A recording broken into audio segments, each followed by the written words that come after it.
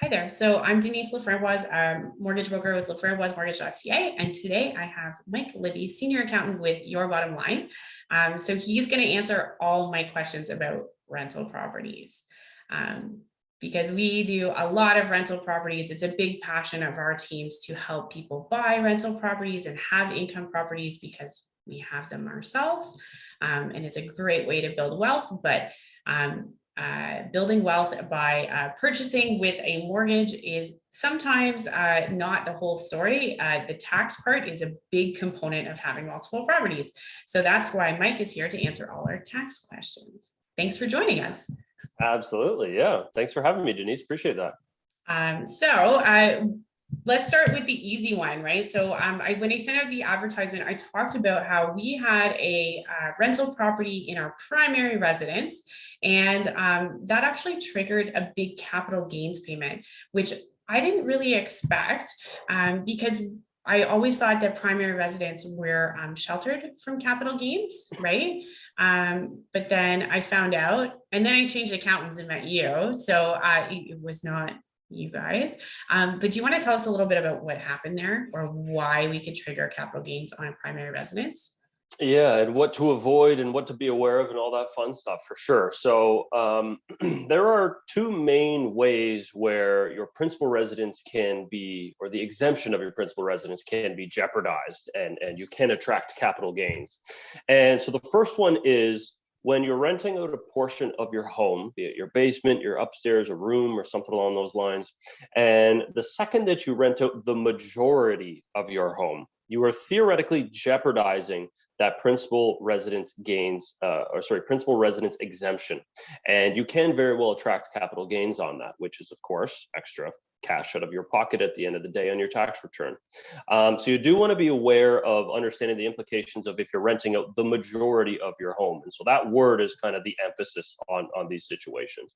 And the second way that you could potentially jeopardize your principal residence exemption is if you depreciate the value of your home. And so what that means is, okay, well, I'm not renting out the majority of my home. I'm only renting out 25%, let's say.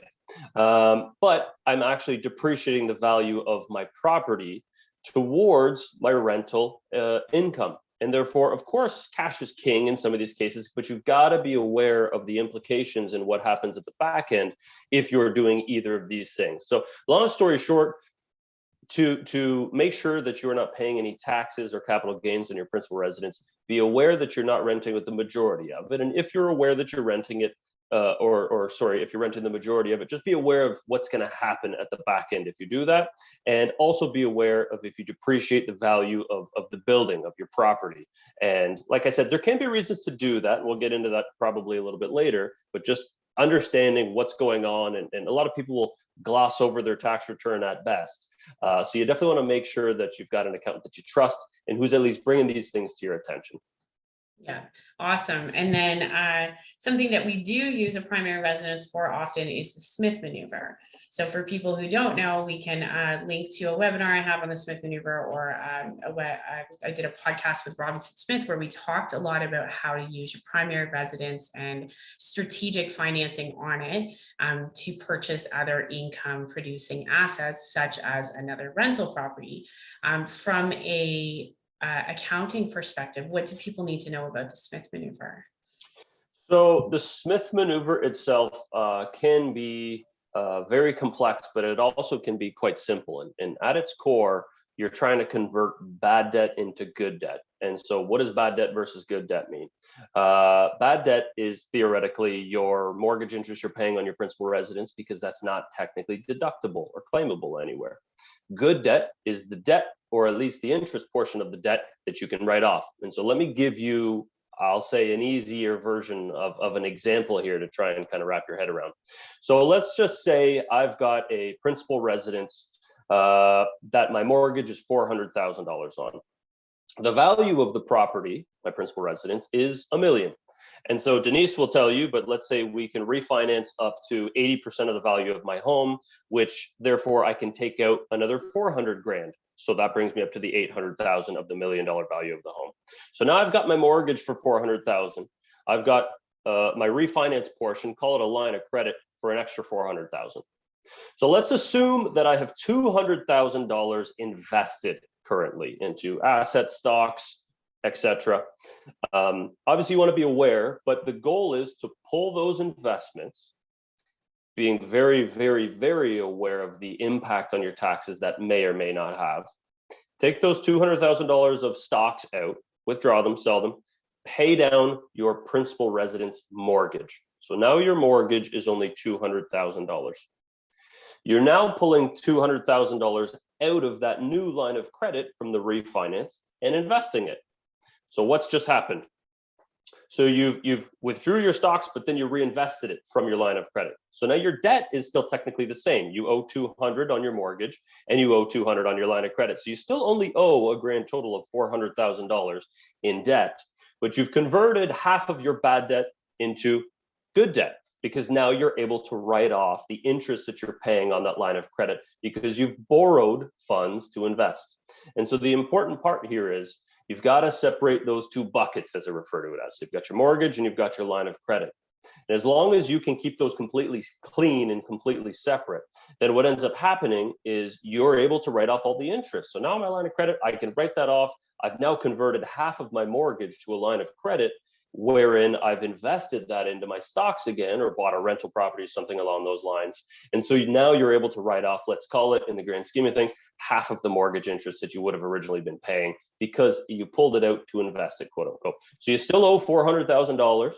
You still have $200,000 of stocks and investments, but you're now able to write it off. So that's a very important part to understand here. And there are many different variations on that. Do you write off or do you reinvest all of the principal portion, et cetera? But that's a very kind of simple example and way to do that. Right. And the key to what you said there is about like keeping everything separate. Right. Mm-hmm. From our perspective, we have 57 different lenders and we only have about 3 mortgage products that work really well for the Smith maneuver. So to the outside, it might look like, oh, mortgage, line of credit, but how they talk to each other and how they convert are different. And if we're using access to money from our primary residence to invest, we can't then be like, oh, and by the way, I'm going to renovate my kitchen. Right? Like everything has to be separate, and everything that you do with that money that Mike can then do nice tax things for you. It really has to be separated because there is no like intermingling or you've tainted your whole account. Exactly. You've jeopardized the deductibility of that interest itself the second you take out some funds from that line of credit for personal use. Absolutely.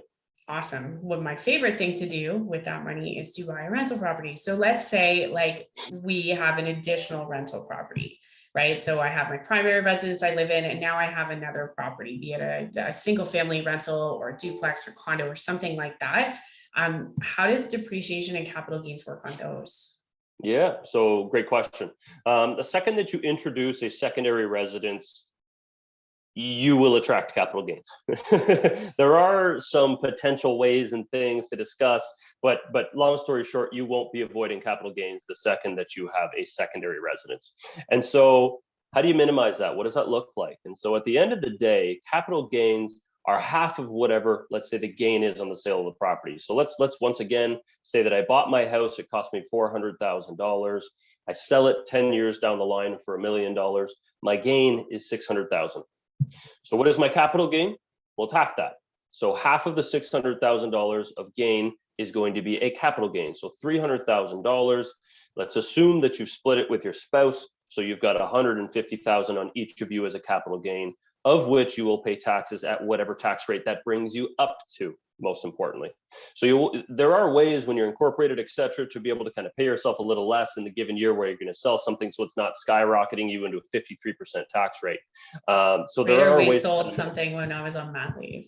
Mat leave doesn't pay as well, right? Exactly. So, and it's based on your year's income. Spot on. Absolutely. So how do you minimize your capital gains? Well, you want to be conscious and careful about kind of repairs and maintenance and leasehold improvements, right? So my easy example I just said was I bought the house for $400,000.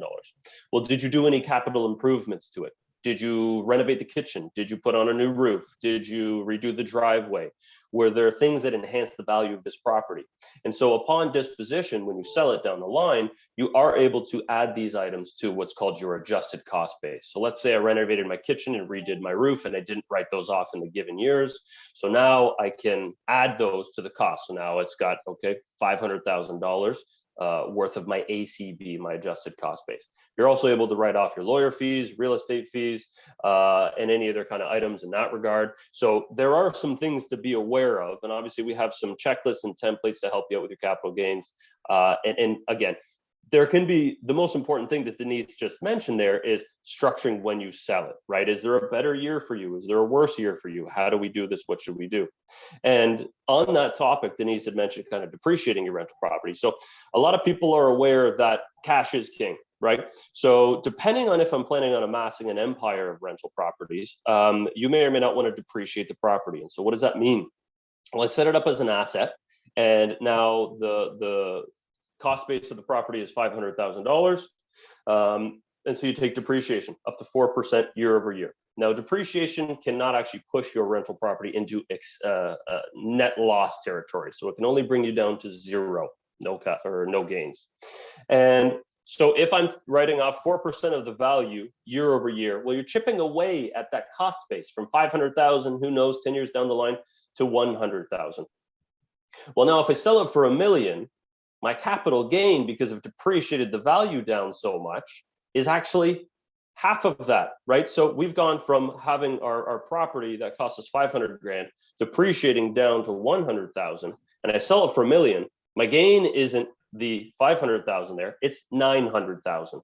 So there can be benefits to this because, okay, well, I've got to, or I save taxes along the way by way of depreciating my property, but you have to be aware that it's called recapture.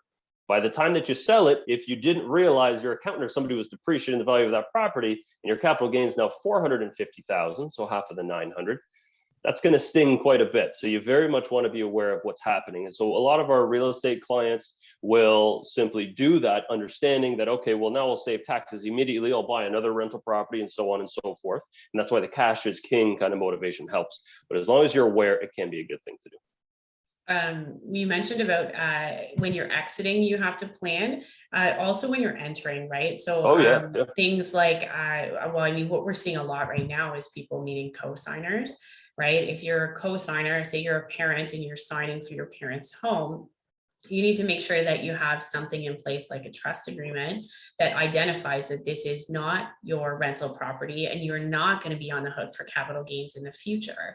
But you have to set that up front. And something we talked about recently with a property for us is potentially putting more ownership in one spouse or another. Yeah, that can have some big implications for sure down the line. And one of the things you don't want to do, and we have people ask us from time to time, hey, we either have this drawn up or don't have this drawn up, but we bought it 50-50. Well, Joe made $1 million this year and Bob made 50,000. Can we just say that I own or Bob owns 90% of the property this year and change back as our income levels go up and down? No, don't do that. I mean, things happen. That is the reality from time to time. An owner changes or sells their portion, etc. So that will, of course, change the percentage that you own. But don't just flip-flop year over year, or you're begging for attention from CRA. Even though it will save you taxes, is it really worth the eyes and scrutiny from CRA?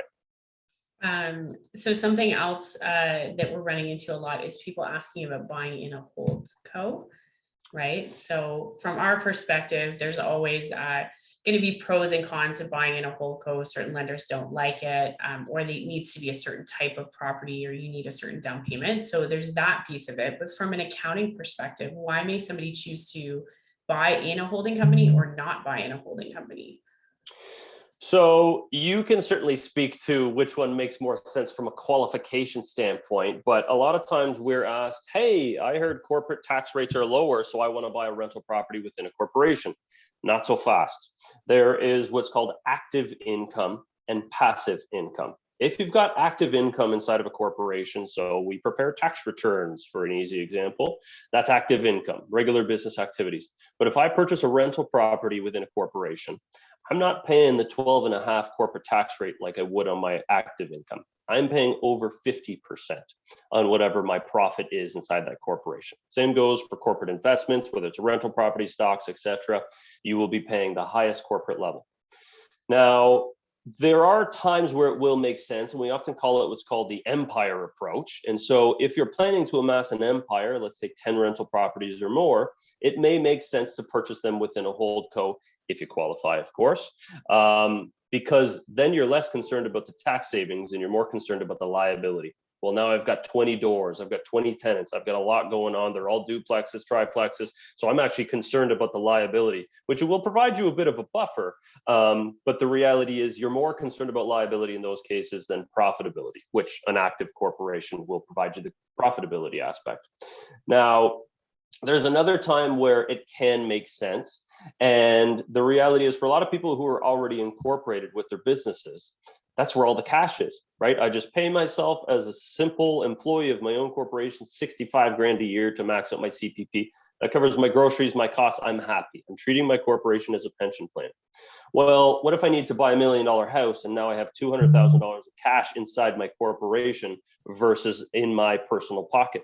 Do I now need to increase my T4 to include $200,000 so that I've now got it in my pocket? Are there ways to provide yourself a loan from the corporation? There can be sometimes, there's a lot of kind of stipulations in regards to housing loans, et cetera, and it doesn't work for the overwhelming majority of people. And so that's why people will say, well, can I create a holdco kind of beside my opco there, where now I can just move that 200 grand over here and buy a rental property? And the answer is technically yes. But in the grand scheme of things, does that make sense? Or if it's a 5-year plan, maybe we just give you, let's say, an extra $25,000 a year, $50,000 a year personally. There's a million and one different ways. So can it make sense? Absolutely. Can I go on record in stating that it makes sense for everybody? Not even close. You got to talk to an accountant for sure. And what about cottages? So cottages could be treated a little differently. And what we're finding now is a lot of people doing short-term rentals, right? Like people are not ready to leave the country. We're doing Airbnb or weekly rentals, wherever the case may be. How is that treated from a tax perspective? Yeah, so it is actually very similar to just owning a rental property where you've got long-term tenants. I mean, there are obviously some obvious differences, like your income will fluctuate, your expenses will fluctuate, et cetera. And so the important part here is, well, is it an Airbnb that I utilize myself sometimes? So a cottage, easy example. I go up there 50% of the year, the other 50% I'm renting it out. So what ends up happening is we'll still need all of your general income and general expenses. So you've got your rental income, you've got your heat, hydro, home insurance, mortgage interest, property taxes, water, mileage, etc. All those general things. And so from a tax perspective, you need to give us, so your tax preparer or your accountant, all of those expenses. And then we will work backwards to prorate those expenses. So in my easy example, okay, I rented out 26 out of 52 weeks in the year. Great. Now what ends up happening is your hydro for the year costs $1,000, your rental expense is $500. So we do that calculation directly on your tax return and we prorate it. Now, there is something to be aware of, because if you're doing something that should not be prorated, so let's just say you've paid for some sort of an expense that directly pertains to that rental portion, so Airbnb fees, those shouldn't be prorated. Those would have to be 100% deductible because that is directly related to only the rental portion of the property. So you got to be aware of those things which you can write off. Again, we've got tons of checklists and templates that'll help you out with those. And there are a few other things as well. I mean, property management fees, cleaning fees, all completely able to be written off. Accounting fees. So the portion of your invoice that pertains to that rental property directly is an expense.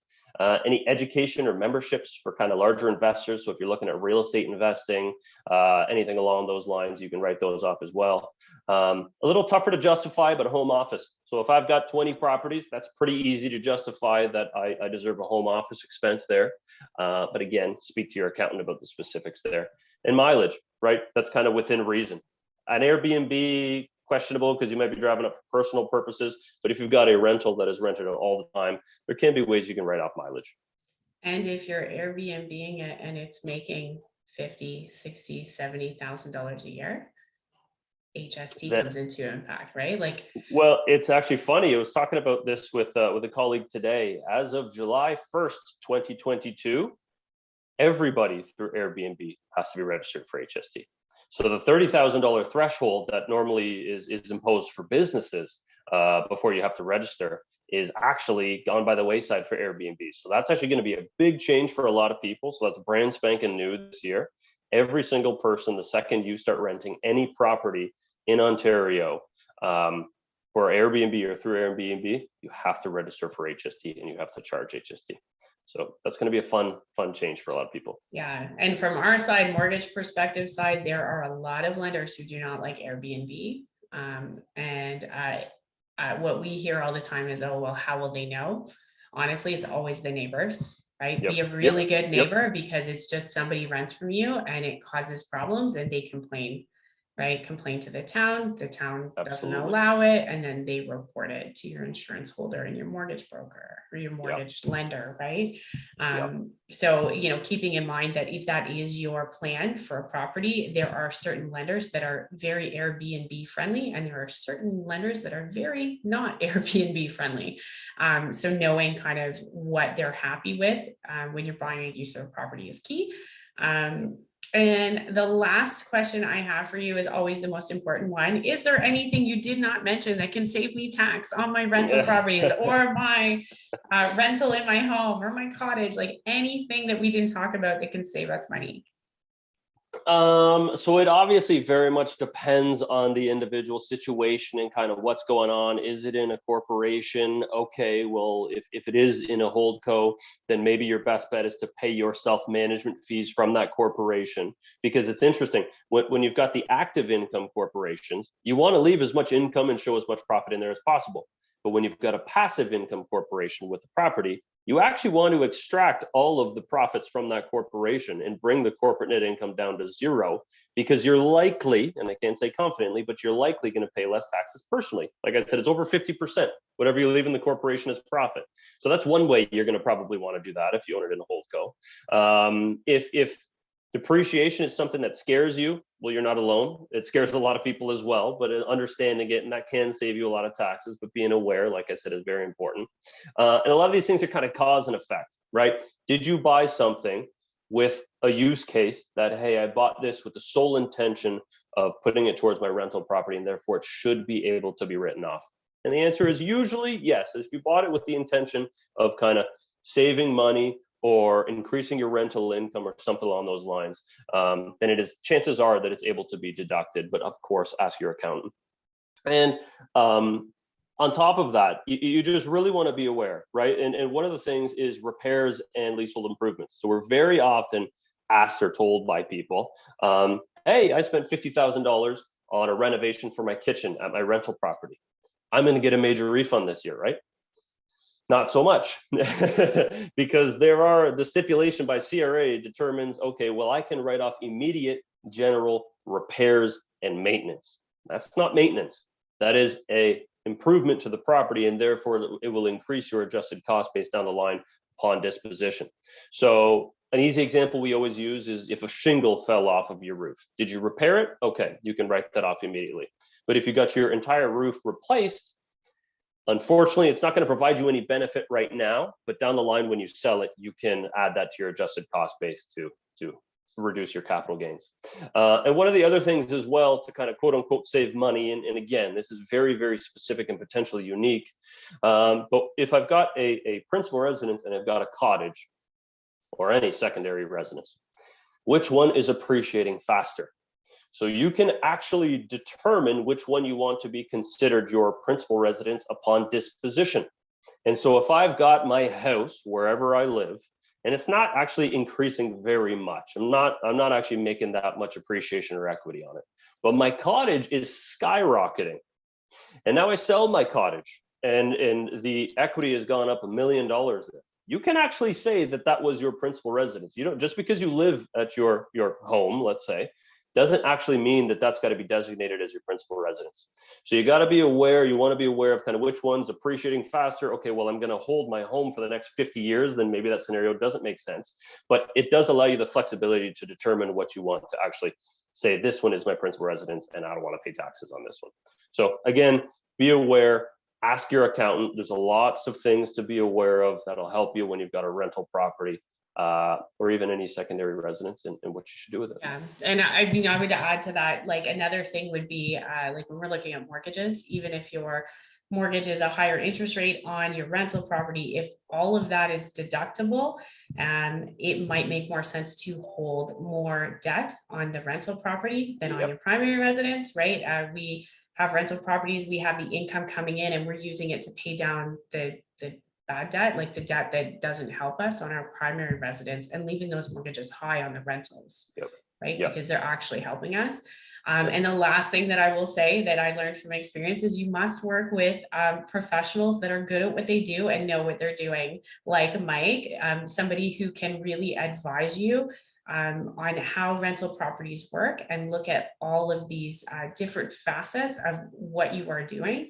Because if you do work with somebody who is not well versed in rental properties and they do make, this minor mistake that happened on my taxes, you might trigger a huge capital gains bill that you did not anticipate. So please work with professionals, like work with people who understand what they're doing. The same accountant to do a simple tax return may not be the person to work with when you have multiple properties or corporations or holding companies or become a little more complicated. So that's my shameless plug for your bottom line today.